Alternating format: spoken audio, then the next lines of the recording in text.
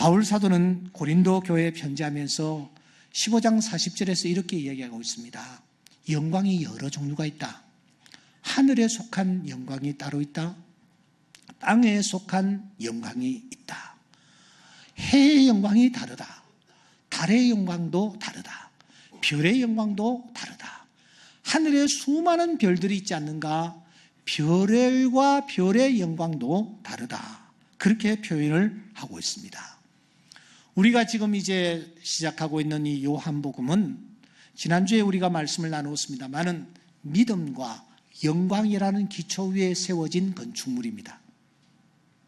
사복음서 중에서 이 요한복음에 믿음이라는 단위가 제일 많이 등장합니다. 사복음서 중에서 이 요한복음에 영광이라는 단어도 제일 많이 등장합니다.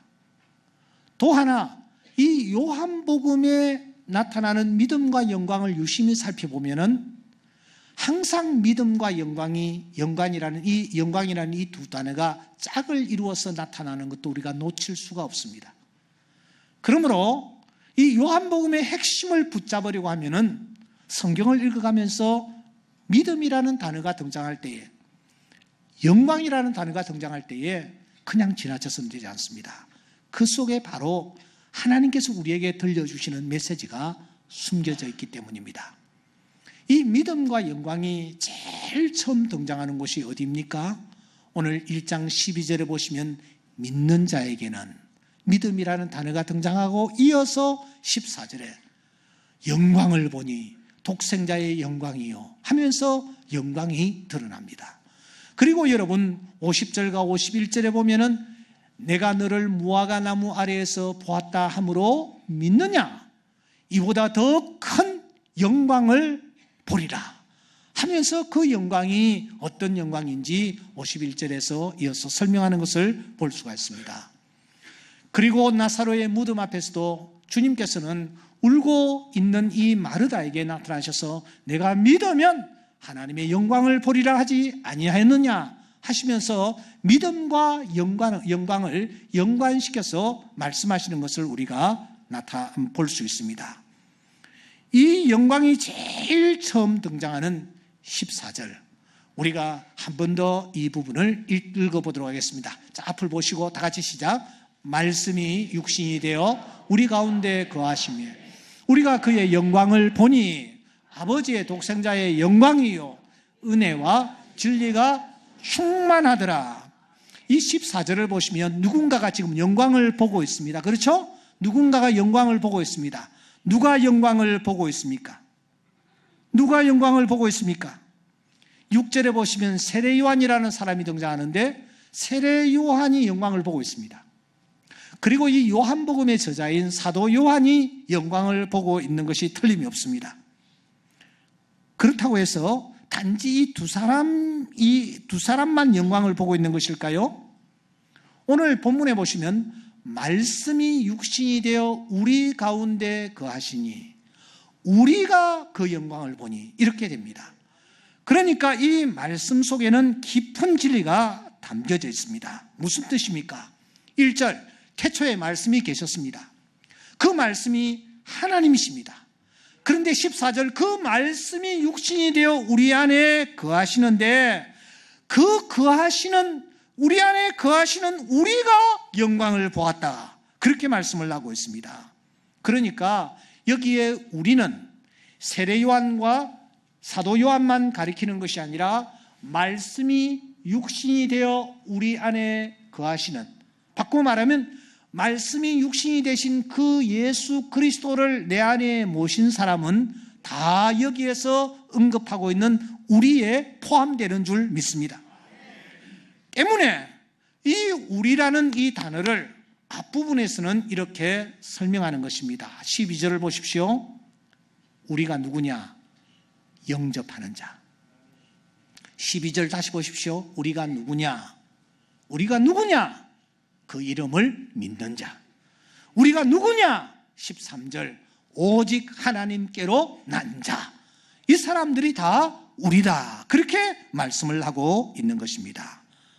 사랑하는 여러분, 그러므로 오늘 우리는 이 말씀을 이렇게 같이 나누면서 제일 먼저 우리 자신에게 이 말씀을 적용시켜야 합니다.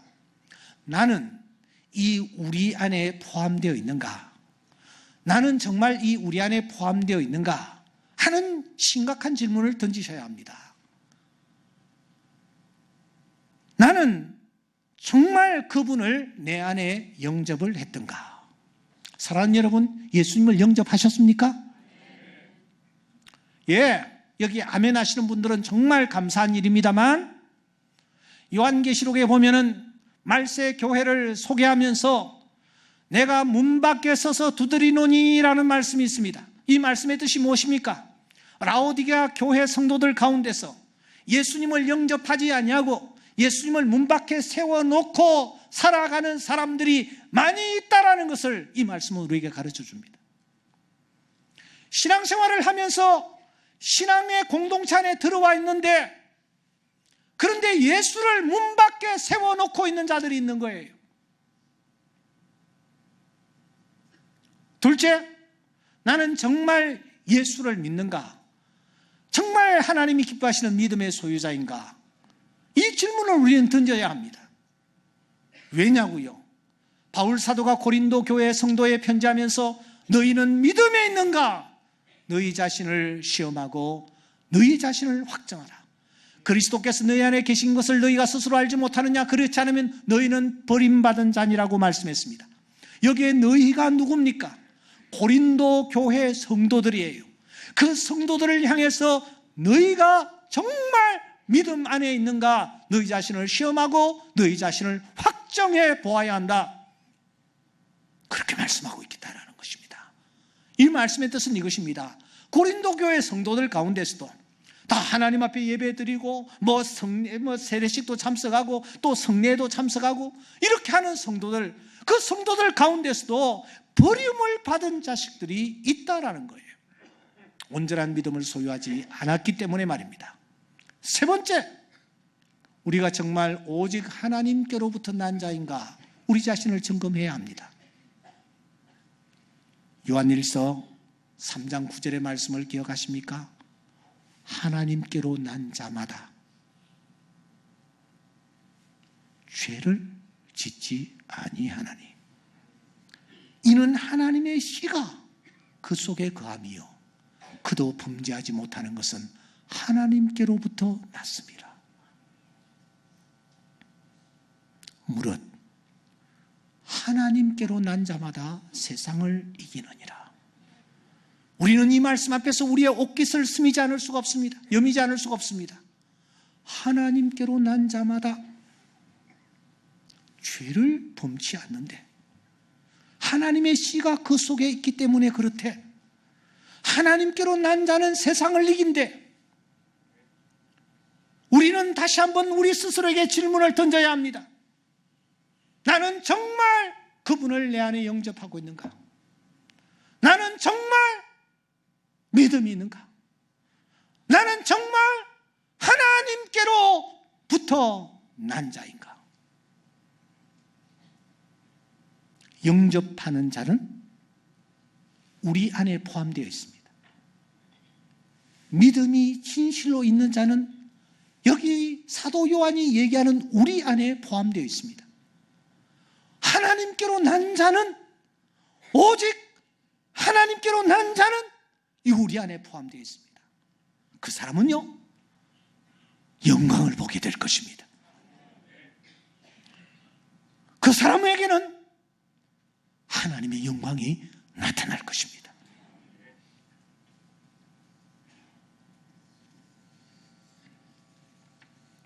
지금 요한은 영광을 보고 있습니다. 어떤 영광을 보고 있습니다. 그런데 그 영광이 어떤 그릇에 담겨서 요한 앞에 지금 펼쳐 보이고 있습니까? 그 영광이 어떤 그릇에 담겨서 요한 앞에 나타나고 있느냐라는 것입니다. 여러분, 14절을 제가 읽습니다. 성경을 그냥 읽으시면은 이 성경 속에 담겨져 있는 진리가 내 속에 전달되지 않습니다. 정신을 차리시고 제가 있는 부분을 여러분 마음으로 따라오시기 바랍니다. 말씀이 육신이 되어 우리 가운데 거하시며 우리가 그의 영광을 보니 아버지의 독생자의 영광이요 은혜와 진리가 충만하더라. 이렇게 말하고 있습니다. 여러분이 14절 말씀 가운데서 어느 부분이, 어느 단어가 강조된다고 생각하십니까? 어느 단어가, 어느 부분이 강조된다라고 여러분 생각합니까? 오늘 이 14절의 강조점은 이것입니다. 말씀이신 그분, 하나님이신 그분이 육신을 입으셨다 하는 것입니다. 그래서 그분이 우리 가운데 거하셨다라는 것입니다. 그 육신이 되신 그분을 우리는 독생자라고 부른다라는 것입니다. 그러니까 지금 사도 요한이 강조하는 것은 육신을 강조하고 있습니다. 독생자를 강조하고 있다라는 것입니다. 그 육신을 통해서, 그 독생자를 통해서 육신이라는 그릇, 독생자라는 그 그릇을 통해서 영광을 우리가 보게 되었다 하는 것을 강조한단 말입니다. 사랑하는 여러분, 우리가 입고 있는 인간의 육체는 50보, 100보에 불과합니다. 잘생겼으면 얼마나 잘생겼습니까? 키가 크면 얼마나 큽니까? 건강하면 얼마나 큽니까? 오래 살면 얼마나 삽니까? 모세의 고백과 같이 연수가 70이요 강건하면 80일지라도 신속히 가니 날아가는 것과 같은 것이 우리 육체입니다. 그러나 여러분, 오늘 이 본문은 다시 한번 우리로 하여금 곰곰이 생각해 보라는 것입니다. 무엇을 생각해 보라는 것입니까? 말씀이 육신을 입고 이 땅에 오셨다. 말씀이 독생자가 되셔서 우리 앞에 보여졌다. 그것이 영광이다. 도대체 이게 무슨 말입니까? 사랑하는 여러분, 말씀과 하나님은 볼 수 없는 것입니다. 그런데 그 말씀과 하나님이 육체라는 그릇을 통해서 우리 앞에 나타났는데 그것이 영광으로 나타났다라는 것입니다. 눈으로 볼 수 없는 것을 보여줄 수 있는 가장 구체적인 도구가 육체라는 것을 알려줍니다. 그렇습니다. 아침 이슬처럼 영롱한 우리의 정신, 무엇을 통해서 비춰집니까? 육체를 통해서 비춰집니다. 유리처럼 투명한 마음, 그 마음이 무엇을 통해서 우리에게 보여집니까? 육체를 통해서 드러납니다. 더 나아가 믿음, 소망, 사랑, 우리가 중요하게 생각하는 이 모든 것은 무엇을 통해서 드러납니까? 육체를 통해서 드러납니다. 예수님이 무엇을 통해서 믿음, 소망, 사랑을 우리에게 보여주셨습니까? 당신의 육체를 통해서 우리에게 보여주신 것입니다. 그러므로 이 세상에 존재하는 모든 것들은 육체를 통하지 아니하고서는 절대로 보여지지 않습니다. 아무것도 보여줄 수가 없습니다. 본문은 바로 이 점을 강조하고 있습니다. 육체는 세상의 어떤 존재보다 존귀한 존재입니다. 오직 육체만이 영혼을 담을 수가 있습니다. 간직할 수가 있습니다. 오직 육체만이 영혼을 보여줄 수가 있습니다. 사랑하는 여러분, 바로 이 사실을 오늘 14절은 우리에게 알려주는 것입니다. 이와 같은 사실은 오늘 우리에게 큰 소망이 아닐 수가 없습니다. 우리의 육체, 한편으로 생각하면 모세의 탄식과 같이, 이사야의 탄식과 같이 별 볼 일 없는 존재입니다. 그러나 사랑하는 여러분, 이 육체, 이 육신도 소망이 있습니다. 무엇을 담느냐에 따라 완전히 달라지게 되기 때문입니다. 땅 위의 삶을 영위하는 동안 이 썩어질 육신이 무엇을 담느냐에 따라 썩어지는 육체로 그냥 끝나버릴 수도 있고 영원한 빛을 발하는 존귀한 존재로 남을 수가 있다는 것입니다. 때문에 예레미야는 이렇게 노래합니다. 제 육체에 고초와 재난, 쑥과 담접이 있습니다. 이것을 바라볼 때마다 제가 낙심을 합니다. 하지만 오히려 가만히 생각하니 저에게 소망이 있습니다. 왜냐고요? 여호와의 인자와 긍휼이 풍성하심으로, 무궁하심으로 우리가 진멸하지 아니할 것이기 때문입니다. 할렐루야! 사랑하는 여러분, 우리의 이 육체가 비록 병이 들고 나이를 먹고 약하기 그지없는 존재일지라도 이 육체가 소망이 있습니다. 육체를 통해서 영광을 담아낼 수가 있기 때문입니다. 그렇다면 그 육체가 도대체 어떻게 할 때에 영광이 나타날 수 있단 말입니까? 오늘 우리 육체가 보잘것없는 육체일지라도 우리가 그분의 손에 붙들린 바 될 때에 우리는 놀라운 영광을 드러내는 그런 존귀한 작품들이 되어질 줄 믿습니다. 예수님이 바로 그렇게 사셨습니다. 당신의 전 생애를 그분에게 온전히 맡기며 그분의 뜻에 합당한 삶을 살아가기를 힘썼던 것입니다. 그가 이 땅에 오신 이유가 무엇입니까? 독생자의 몸이 되신 이유가 무엇입니까? 하나님의 뜻이 그곳에 있었기 때문입니다. 3장 16절에 있는 대로 세상을 이처럼 사랑하사 독생자를 주셨으니 하나님께서 독생자를 주시기를 원하셨습니다. 그래서 그 뜻을 쫓아 주님이 이 땅에 독생자로 오신 것입니다. 그 주님께서 마지막 십자가를 앞에 놓고 이렇게 기도합니다. 아버지여, 아버지의 뜻이오던 이 잔을 내게서 옮기시옵소서. 그러나 내 원대로 마옵시고 아버지의 뜻대로 되기를 원합니다. 마지막 순간까지 자신의 전 생애를, 자신의 남은 생명을 아버지의 뜻에 맡기면서 살아가기를 힘쓰신 것입니다. 이러한 주님에게 하나님은 하늘과 땅의 모든 이름들이 예수의 이름 앞에 무릎 꿇는 그 놀라운 영광을 그에게 입혀주신 줄 믿습니다. 사랑하는 여러분, 오늘 우리의 생애가 영광스러운 생애가 되기를 원하십니까? 영광스러운 삶이 나의 이 육체를 통해서 나타나기를 원하십니까?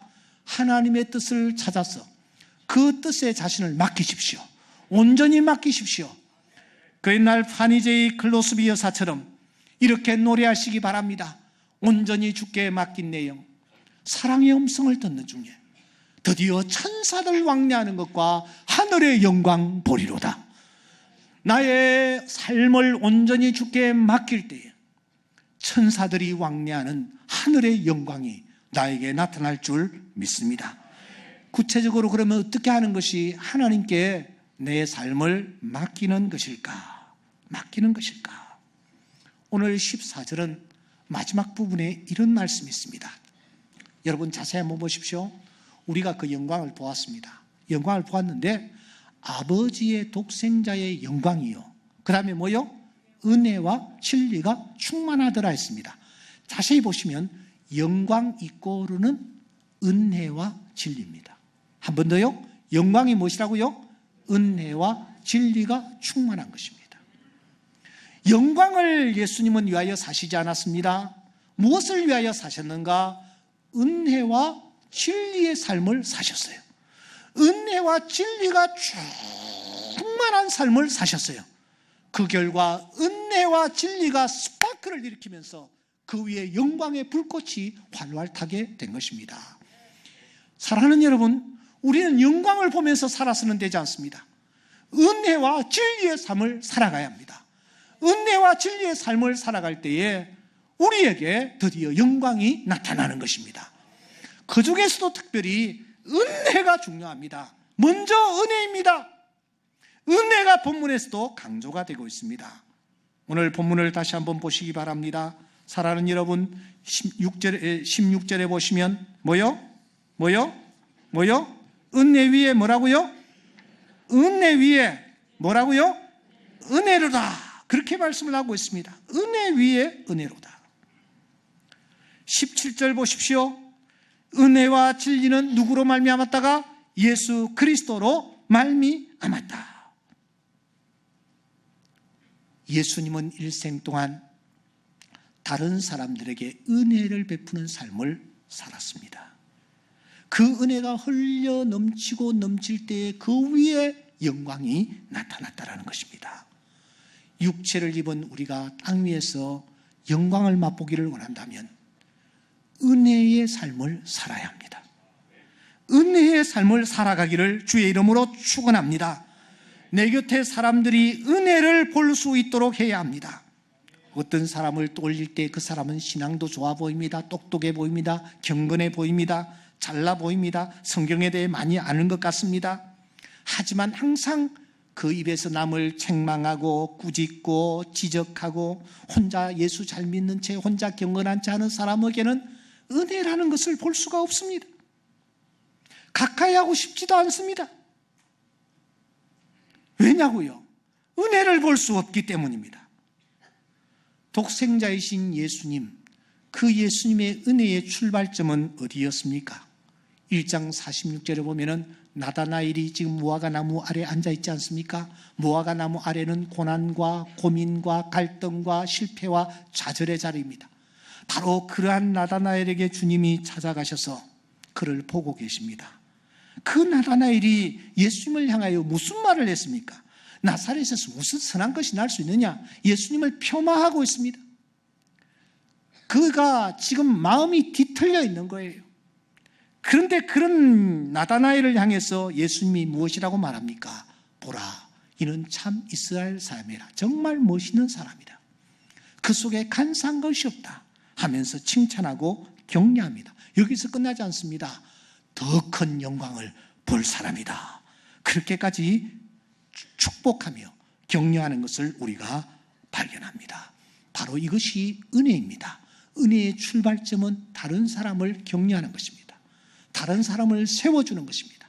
여러분, 잘한 사람에게는 잘했다고 수고했다고 칭찬하고 격려하십시오.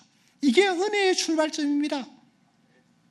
이 은혜가 금년도에 우리의 입에서 넘칠 수 있기를 주의 이름으로 축원합니다. 또 하나는 진리입니다. 주님은 자기 자신을 이렇게 소개합니다. 내가 곧 길이요 뭐요? 진리라고요. 주님은 말씀하십니다. 진리가 너희를 뭐요? 자유케 하리라.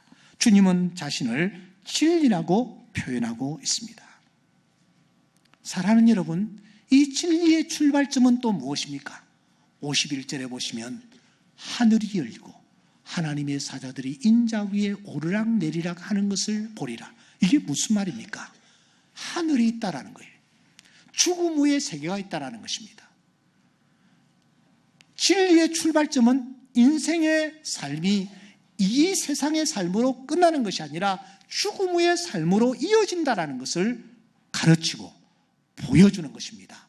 예수님께서 이것을 위하여 이 땅에 오셨습니다. 나로 말미암지 않고는 아버지께로 올 자가 없느니라. 그 아버지가 어디에 계십니까? 하늘에 계십니다. 우리에게 죽음 후에 세계가 있다는 것을 다른 사람들에게 알려주는 바로 그러한 삶이 진리의 삶이요, 진리의 첫 출발점입니다.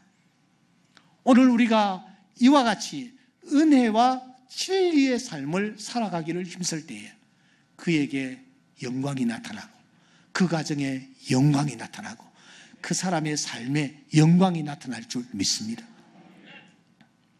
사랑하는 여러분, 영광이 나타나기를 원하십니까? 이보다 더 큰 영광을 보기를 원하십니까? 짧은 인생의 길을 걸어가며 육체를 가진 인간 한계가 있지만 내 마음속에 은혜를 담으십시오. 하나님이 은혜 부어주십니다.